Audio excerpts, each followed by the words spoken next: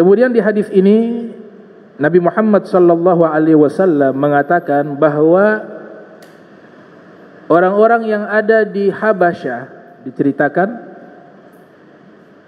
itu oleh Ummu Salamah waktu itu hijrah ke Habasyah dan menyaksikan bahwa kanisah, gereja.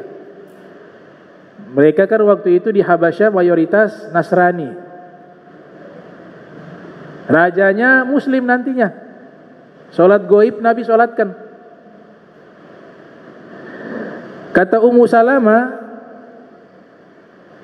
ataha bil Habasyah fiha tasawir. Saya mendatangi gereja tersebut, ternyata di dalam gereja tersebut ada kuburan orang soleh. Orang solehnya dari kalangan Nasrani.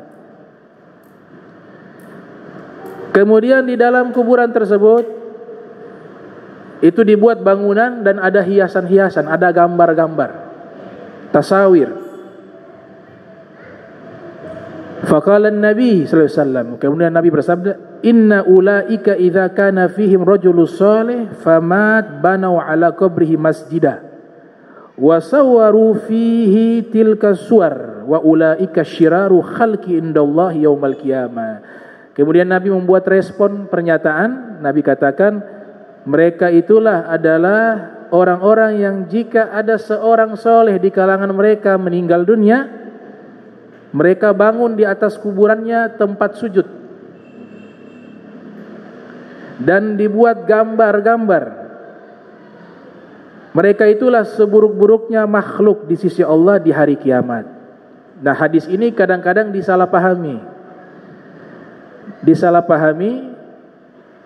bahwa ketika kuburan, kalau kuburan orang soleh di beberapa tempat dibangun kubah. Nah, ini masalah khilafiyah.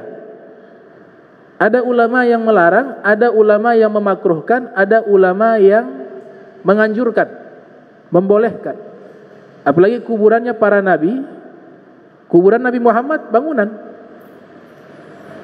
Apakah itu, kalau kita pahami satu hadis ini, maka otomatis kuburan Nabi juga masuk. Nah, inilah kehebatan para fuqaha, mereka tidak cepat mengambil hukum terkecuali mereka kumpulkan data yang berkaitan sebanyak-banyaknya.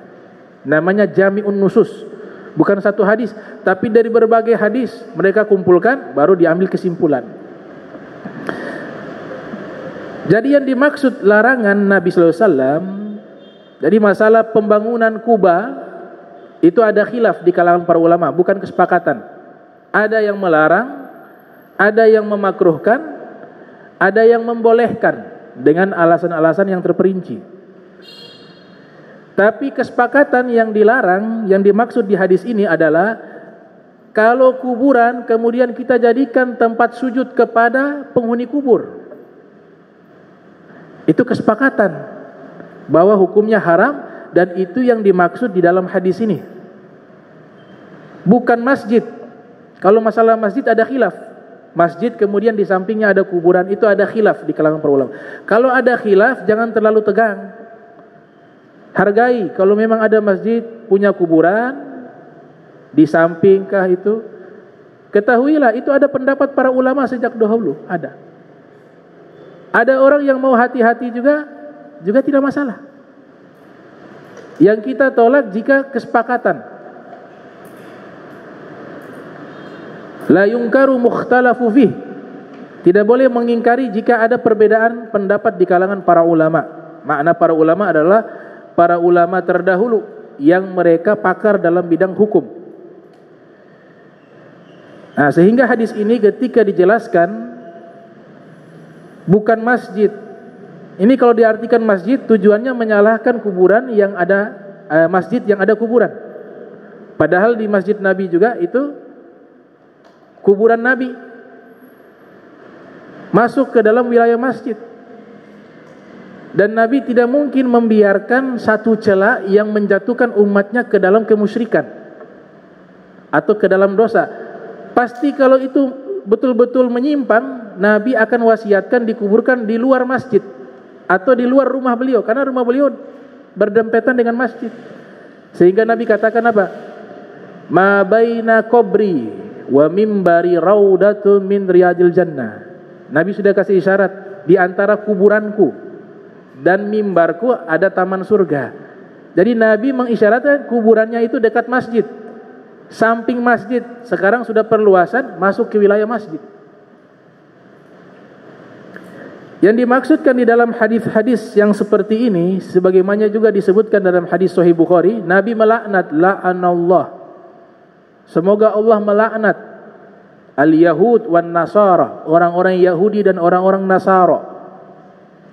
Ittakhadhu kubura anbiya'ihim masajida, mereka menjadikan kuburan-kuburan para nabi masajida. Diartikan di dalam beberapa buku masjid, padahal keliru, bukan masjid. Ini dijelaskan oleh Said Alwi Al-Maliki dalam kitab Ibanatul Ahkam. Makna masajida di sini dalam terminologi bahasa tempat sujud. Kalau definisi tempat ibadahnya umat Islam masjid, tapi secara bahasa adalah tempat sujud. Karena tidak mungkin orang Nasrani punya tempat ibadah masjid. Betul tidak?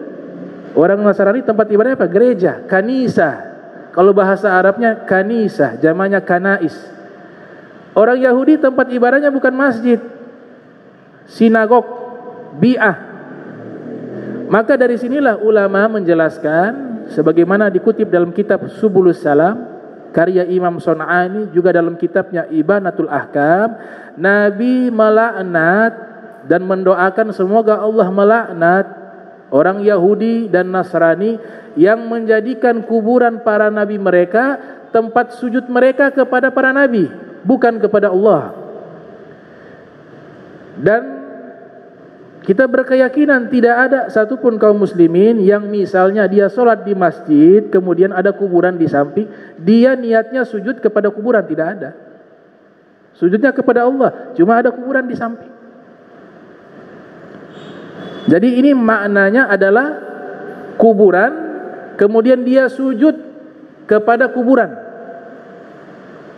dengan niat ingin mendekatkan diri kepada Allah dengan sujud kepada orang yang sudah ada di kuburan. Nah, itu kesepakatan haram. Kesepakatan haram. Maka ini makna hadis yang dijelaskan oleh Nabi kita Muhammad sallallahu alaihi wasallam. Kemudian hadis kedua dinyatakan Nabi sallallahu alaihi wasallam ketika tiba di kota Madinatul Munawwarah, diceritakan Nabi juga membangun masjid di atas kuburan kaum musyrikin. Disuruh bongkar, dipindahkan itu mayat, jenazah. Kemudian Nabi bangun masjid. Itu ketika Nabi hijrah. Ada kisah yang menarik ketika Nabi hijrah ke kota Madinatul Munawwarah. Rasulullah SAW sudah dinanti-nantikan oleh kaum muslimin dan orang-orang Yahudi. Jadi orang-orang Yahudi juga menunggu kedatangan Nabi, karena mereka menantikan kedatangan Nabi Muhammad SAW. Cuma pada akhirnya berubah mereka, keyakinan mereka karena ada beberapa hal yang berkaitan tentang masalah kekuasaan dan masalah strata.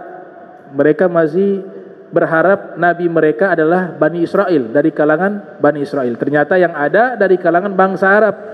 Jadi mereka tahu siapa Nabi Muhammad, mereka imani itu, mereka yakini, tapi mereka ingkari. Itu orang Yahudi. Makanya Allah sebutkan dalam Fatihah itu, surat Al-Fatihah, maghdub alaihim. Kalau waladhdallin, yang menyimpang, tersesat, Nasrani. Mereka ditipu oleh orang-orang terdahulu mereka, sehingga mereka tersesat. Tapi kalau Yahudi beda, sudah yakin agama Islam benar dan percaya Nabi Muhammad adalah Nabi, tapi mereka ingkari, sehingga Allah memberikan jawaban berbeda. Kalau Nasrani sesat, kalau Yahudi maghdub, Allah murka. Kenapa? Karena sudah tahu kebenaran tapi diingkari. Itu tafsiran dari surat Al-Fatihah. Bisa dilihat dalam tafsir Imam Qurtubi menjelaskan tentang masalah tersebut. Maka ketika Nabi tiba, orang Yahudi menanti. Mereka lihat kedatangan Nabi. Salah satunya pendeta namanya Abdullah bin Salam. Pendetanya orang Yahudi yang ada di Madinah. Abdullah bin Salam lihat kedatangan Nabi sallallahu alaihi wasallam. Kemudian dia lihat wajahnya Nabi. Diriwayatkan oleh Imam Zahabi dalam kitab Tarikhul Islam. Ia katakan, faji'tu finnas li anzura ila wajhihi falamma ra'aitu wajhahu alimtu anna wajhahu laitha biwajhin kadzdzab. Waktu saya lihat pertama kali wajahnya Nabi Muhammad, maka saya yakin wajah yang seperti ini bukan wajahnya seorang pendusta. Jadi waktu melihat wajahnya Nabi, Allah berikan hidayah dalam hatinya. Kemudian dia katakan ketika Nabi sampai pertama kali ke kota Madinah, Nabi bersabda, ya ayyuhan nas at'imut ta'am wa afsaus salam wasilul arham wassallu bil lail wa nasniyam tadkhulul jannata bisalam. Diriwayatkan di dalam kitabnya Imam Zahabi Tarikhul Islam. Nabi katakan, wahai manusia, berikanlah makan kepada manusia lainnya, sebarkanlah salam, jalinlah silaturahmi, dan sholatlah di malam hari di saat manusia tidur, niscaya kalian masuk surga dalam keadaan selamat, kata Rasulullah SAW. Maka Abdullah bin Salam datang menemui Nabi Muhammad SAW. Ia katakan, wahai Rasulullah, saya sudah percaya engkau seorang Nabi, cuma ini sebagai bentuk verifikasi, keyakinan. Kalau ini engkau bisa jawab, saya berislam, saya syahadat di hadapanmu. Maka Nabi katakan, ajukan pertanyaan. Pertanyaan pertama, tanda pertama hari kiamat itu apa? Pertanyaan kedua, penghuni surga ketika masuk ke dalam surga, makanan apa yang mereka makan? Pertanyaan ketiga adalah, kenapa anak yang lahir ada kalanya mukanya, wajahnya mirip dengan ayahnya, ada kalanya anak tersebut yang lahir wajahnya mirip dengan ibunya? Maka Nabi menjawab 3 pertanyaan tersebut.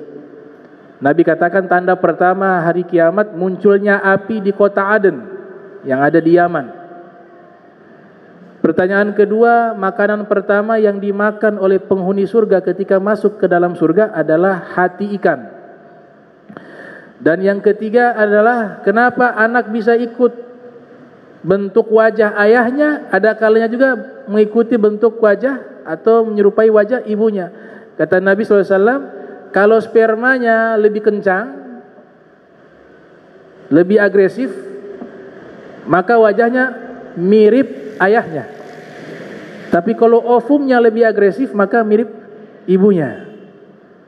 Maka Abdullah bin Salam sudah punya kunci jawaban di kitab Taurat, di ahli kitab.